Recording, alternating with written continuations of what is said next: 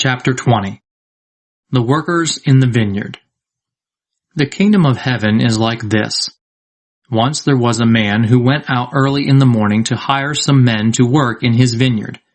He agreed to pay them the regular wage, a silver coin a day, and sent them to work in his vineyard. He went out again to the marketplace at 9 o'clock and saw some men standing there doing nothing. So he told them, "You also go and work in the vineyard, and I will pay you a fair wage." So they went. Then at 12 o'clock, and again at 3 o'clock, he did the same thing. It was nearly 5 o'clock when he went to the marketplace and saw some other men still standing there. "Why are you wasting the whole day here doing nothing?" he asked them. "No one hired us," they answered. "Well then, you go and work in the vineyard," he told them. When evening came, the owner told his foreman, "Call the workers and pay them their wages, starting with those who were hired last and ending with those who were hired first."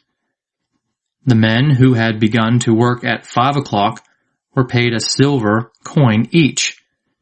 So when the men who were the first to be hired came to be paid, they thought they would get more. But they too were given a silver coin each. They took their money and started grumbling against the employer.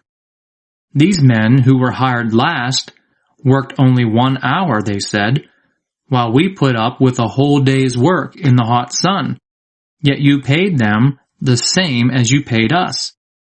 "Listen, friend," the owner answered one of them, "I have not cheated you. After all, you agreed to do a day's work for 1 silver coin. Now take your pay and go home. I want to give this man who was hired last as much as I gave you. Don't I have the right to do as I wish with my own money? Or are you jealous because I am generous?" And Jesus concluded, "So those who are last will be first, and those who are first will be last." Jesus speaks a third time about his death.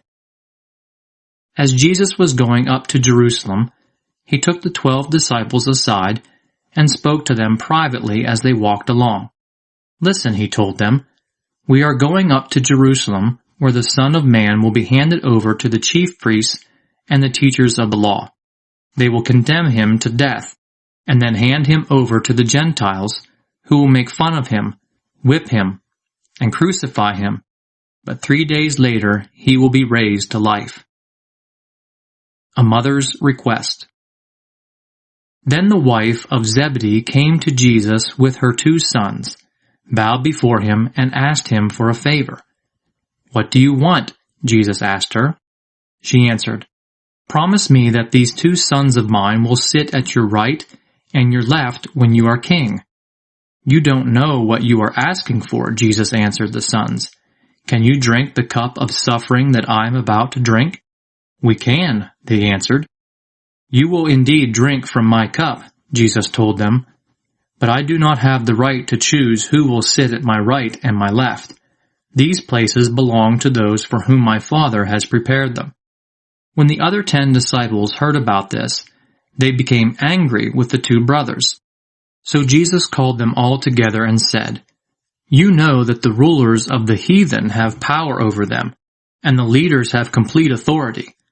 This, however, is not the way it shall be among you. If one of you wants to be great, you must be the servant of the rest.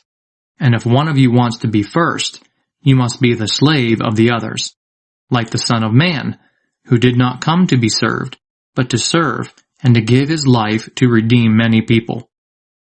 Jesus heals 2 blind men. As Jesus and his disciples were leaving Jericho, a large crowd was following. 2 blind men were sitting by the road, heard that Jesus was passing by. So they began to shout, "Son of David, have mercy on us, sir." The crowd scolded them and told them to be quiet.